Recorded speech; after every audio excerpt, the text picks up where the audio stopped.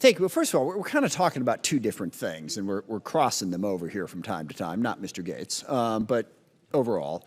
We've got the broader discussion about CRT, which is a specific theory about how racism has impacted America and whether we should talk about it or not talk about it. And that's one discussion, which is not the purpose of this amendment, so I'll put that aside for the moment.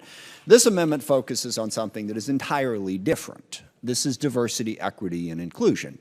And that is the idea of whether or not any institution, in this case, the United States military, should spend time worrying about whether or not they are respecting diversity, equity, and inclusion.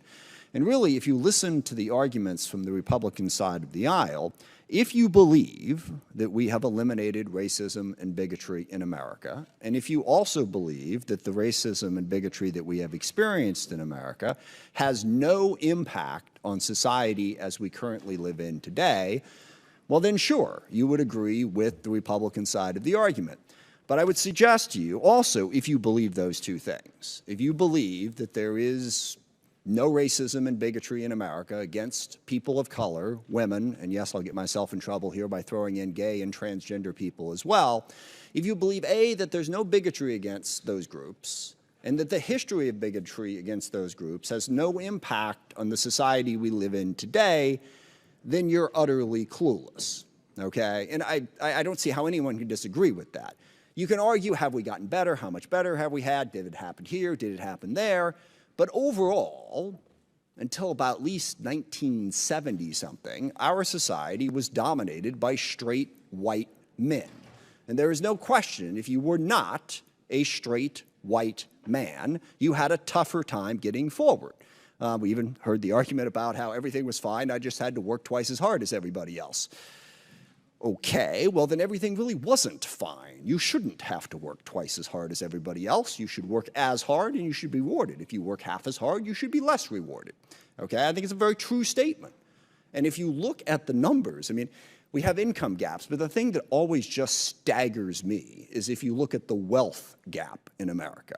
The wealth gap, specifically between black people and white people, is just beyond staggering. Okay, and these biases come out, and Mr. Vesey gave a great example of it. Even in an instance where I don't think the people in question would have thought of themselves as racist, they had this inherent bias.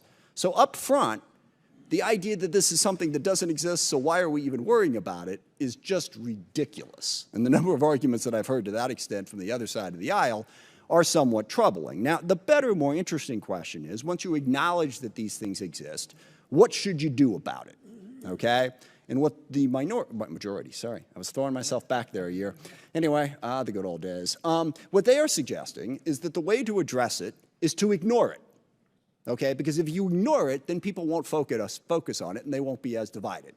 I can assure you that there are very, very few people who are people of color who have been discriminated against who think that that's the way it plays out in their real life. Okay? You need to address it, you need to talk about it, and that is the purpose of the Diversity, Equity, and Inclusion Office at the military. Now, can they do that poorly? Yes, okay? And I have quite a bit of experience back in my home state of diversity, equity, and inclusion programs that are done poorly, okay? And I think we should monitor that, and we should try to make sure that they are done well. This is not what this amendment does. This amendment gets rid of it and says we don't have to worry about diversity, equity, and inclusion. And the final point I'll make on this is recruitment. All right?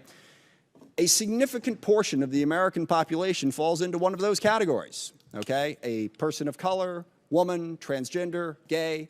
If you are in that category, one legitimate question that you have is, will I be welcomed in the United States military? Will I have to work twice as hard in order to get an advancement that a white person would? And if you think yes, you are vastly less likely to join. The reason the military is doing this is to try to open up the recruitment possibilities and not discriminate against people who could help us.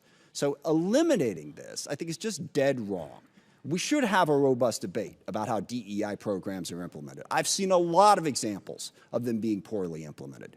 But please, don't get rid of it. Don't ignore the necessity of reaching out to communities that have been historically discriminated against so that we can get the advantage of all the talents that they have. I urge opposition to the amendment.